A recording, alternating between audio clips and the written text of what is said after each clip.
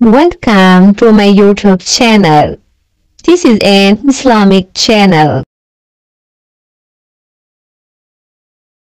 कुर्बानी किस पर वाजिब है और अगर वो कुर्बानी ना करे तो क्या उसे गुनाह मिलेगा? मोहम्मद इस्माइल भाई, कुर्बानी वाजिब है। नबी सल्लल्लाहु अलैहि वसल्लम की हदीस है, मन वजद सअतन लिअन युज़ही फलम युज़ही फला यक़रबन्ना मुसल्लाना। सही हदीस है। आप सल्लल्लाहु अलैहि वसल्लम ने फरमाया, जिसके पास कुर्बानी करने की गुंजाइश थी फिर भी कुर्बानी नहीं की, वो हमारे ईदगाह के करीब भी मत फटके। अब बाज लोग दलील देते हैं कि हजरत अबू बकर और उमर रजी अल्लाह ताला अन्हुमा कुर्बानी नहीं करते थे, और हदीस के अल्फाज हैं कराहता अन युक़तदा बिहिमा, इस खौफ से कि लोग उनकी पैरवी ना शुरू कर दें। तो कहते हैं देखो, अगर वाजिब होती तो अबू बकर उमर भी करते, बल्कि उन्होंने तो नहीं की ताकि लोग इसको जरूरी ना समझें। उसका जवाब ये है कि हजरत अबू बकर और उमर रजी अल्लाह ताला अन्हुमा मुसलमानों के खलीफा थे, लेकिन मिस्कीन और गरीब थे। पेवनजदा कपड़े पहनते थे। घर में हालत ये थी उनके कि कहीं इजाफी खाना बच गया ना, घर वालों ने बचा लिया थोड़ा थोड़ा करके कि भाई ये जो है अगले वक्त के लिए, तो वो भी फिर खलीफा ने बंद करा दिया कि हमारी जरूरत से ज्यादा है तभी तो बच रहा है। तो उन दोनों ने इसलिए नहीं की। अगर वो दोनों करते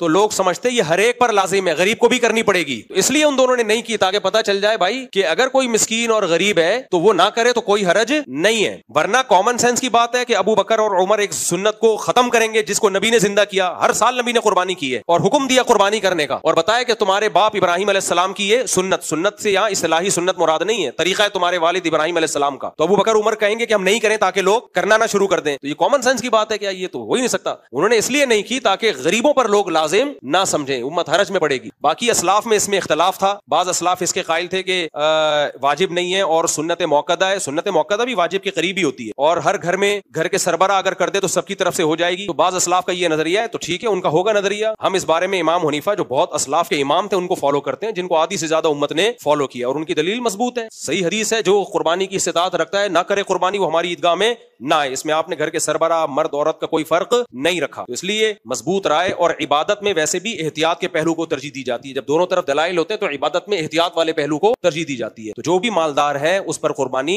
लाजिम है। मालदारी का मतलब क्या है? मालदारी का मतलब यह है कि 52.5 तोला चांदी, जिसकी आजकल कीमत क्या चल रही है भाई, किसी को पता है? 1.5-2 लाख रुपए बनते हैं। जिसके पास इतने पैसे हो या इतनी मालियत की चांदी हो या कोई प्लॉट जो इस्तेमाल में ना हो, जरूरत से ज्यादा चीज जो कभी पूरे साल इस्तेमाल ही नहीं होती, तो वो क्या करेगा? सारे कर्जे पहले निकालेगा, और इस महीने का राशन जो आएगा, बच्चों की स्कूल की फीसें, गैस बिजली के बिल सारे माइनस करके अगर इतने पैसे बच रहे हैं तो फिर उस पर कुर्बानी लाजिम है। अब आपके पास 2 लाख पड़े हुए हैं, लेकिन अभी गैस बिजली का बिल भी जाएगा, राशन भी आएगा, तो राशन ही 1 लाख का आ जाएगा, तो बकरा कौन लेकर आएगा फिर? तो वो सारे खर्चे माइनस करके भी अगर 52.5 तोला चांदी की कीमत बच रही है तो फिर आप पर कुर्बानी लाजिम है, अदरवाइज लाजिम नहीं है। और जरूरी नहीं है कि आप कोई महंगा जानवर करो, आप कोई हिस्सा ले लो छोटी सी गाय में। मैं जब इज्तिमाई कुर्बानी करता था तो ऐसी ऐसी बारीक बारीक गाय भी आती थी, लोग कहते थे इसमें 7 हिस्से हो भी जाएंगे क्या? गरीबों के लिए अलग पैकेज है हमारे पास, मैंने ये कहता था।